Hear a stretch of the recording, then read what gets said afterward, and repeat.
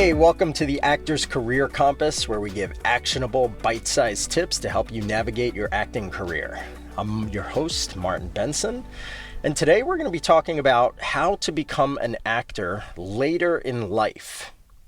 Now, regardless of who you are, the steps to actually become an actor are generally pretty similar, like regardless of your age. Obviously, there's some differences based on where you're based in the world, but for the most part, the basics are still the same. Now, there are some specific things that are more related to retirement age when you're getting into acting, and that's what I'm going to be covering in this podcast episode. But I still want to go over the basics as well. And so that essentially starts with the first step, which is actually making sure that acting is right for you. So you want to make sure that you actually enjoy it. And the best way to do that is to take some classes or, just do some free work in a community theater and just kind of see, do you enjoy memorizing lines? Do you enjoy performing? Do you enjoy getting in front of people? Or do you have stage fright to deal with? Just make sure that you like it before you decide to go all in, because even though it seems awesome to have your face on television and, in films, I know a lot of people who just want it for that and don't realize how much work and how much rejection and all of this other stuff that they have to deal with. And they start, and then a few months later, they give up because it's not everything that they expected it to be. So you don't really want to spend too much money at the beginning. Instead, you should just do some classes and do some free work. And then the next step is to start trying to get some auditions for independent projects on your own. So you're not going to be able to get an agent right away.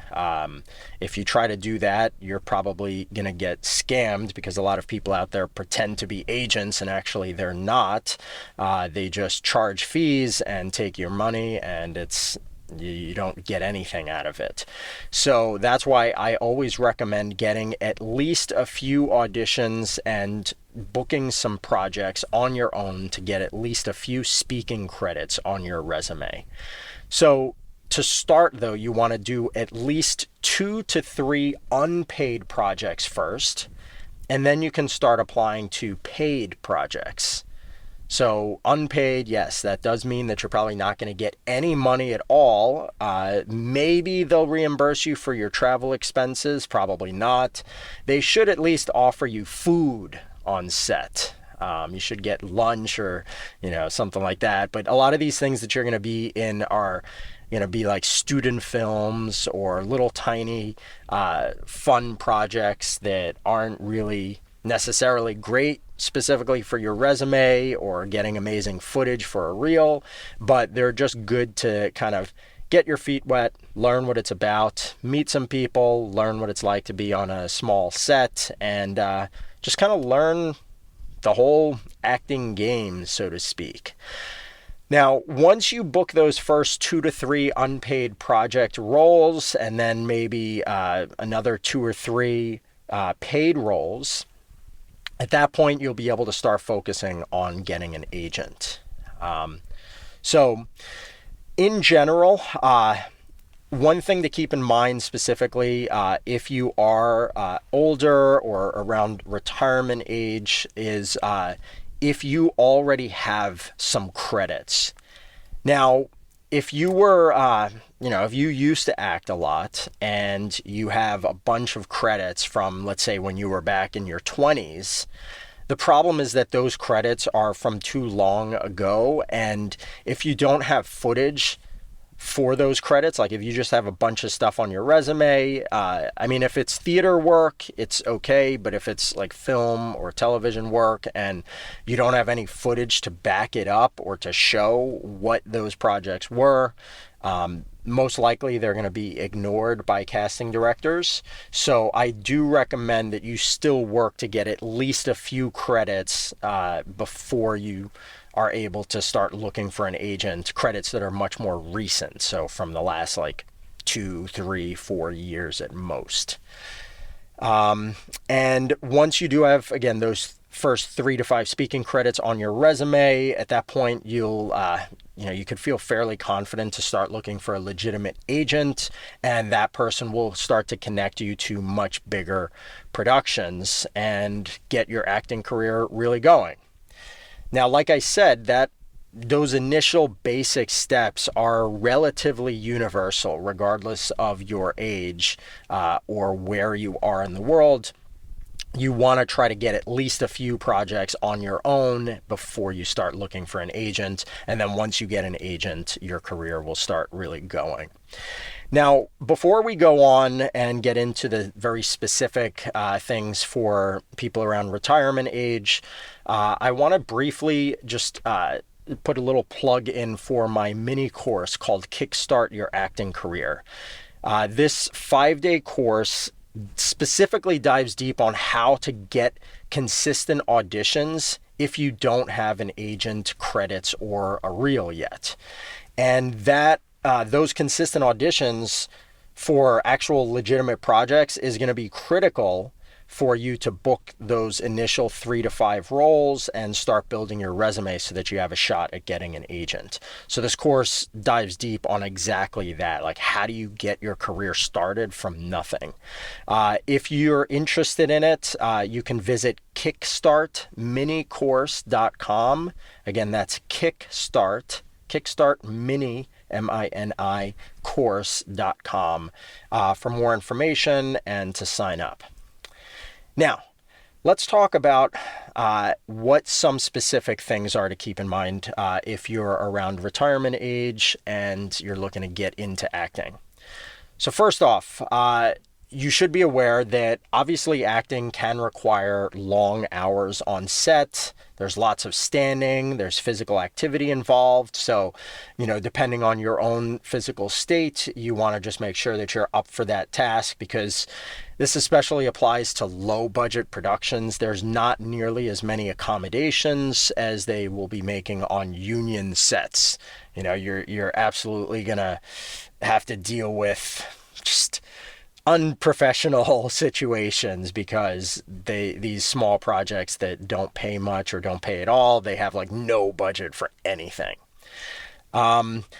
So next thing is when you're close to retirement age or older, it can be easier to get an agent because there's significantly less competition. Most people are trying to become actors around their 20s. So right after people get out of college, they start looking for an agent, they start looking for roles, and then it slowly kind of slows down over the next 10 to 20 years for people. And once people hit their 50s and older, there is significantly less competition for roles. Obviously, there's fewer roles in that range, not by a ton, so there's still a lot of opportunities. But when it comes to agents, there's a lot of agents out there still. So it can definitely be easier to get an agent at that age point. But agents are still going to be discerning, obviously. So if your acting technique isn't on point or you haven't paid for headshots yet, that is something that they're probably still going to require for you. So I still recommend that, while you're building up those first 3 to 5 credits, you can look for an agent. It's not like you have to sit around and wait until you've got those credits before you can even start. You can actually very, very easily just kind of, start reaching out to places and submit your headshot. Again, if you have one, and if you have any footage at this point, you can reach out.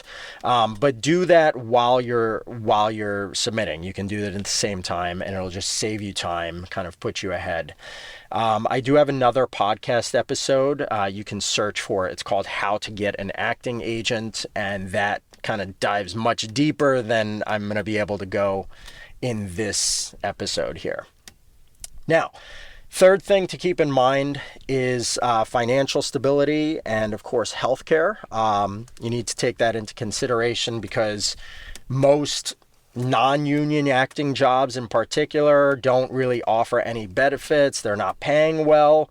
So you just need to make sure that you're in a comfortable situation financially, because acting is kind of all over the place. There's many auditions that take place at random times of day.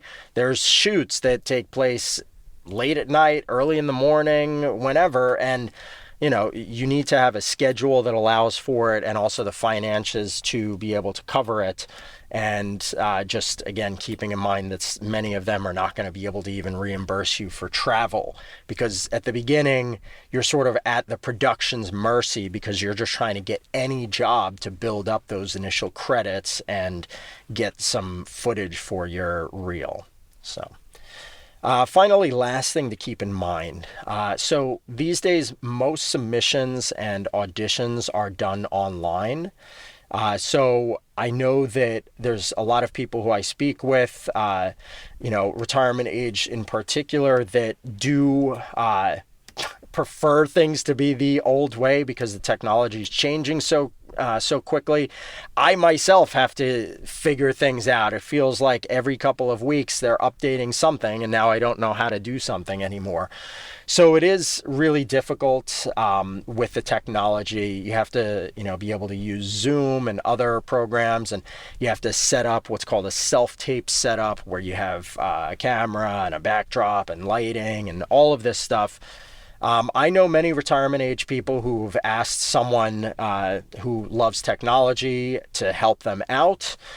I, of course, know plenty of others who had no problem figuring it out on their own. So that's really up to you and what you feel most comfortable with. But just, be aware that the technology is something that is here to stay and is seemingly getting more complicated by the day, because I can't figure out half these things either. Just to get my own podcast episode set up, it took me weeks of research, and it's so complicated.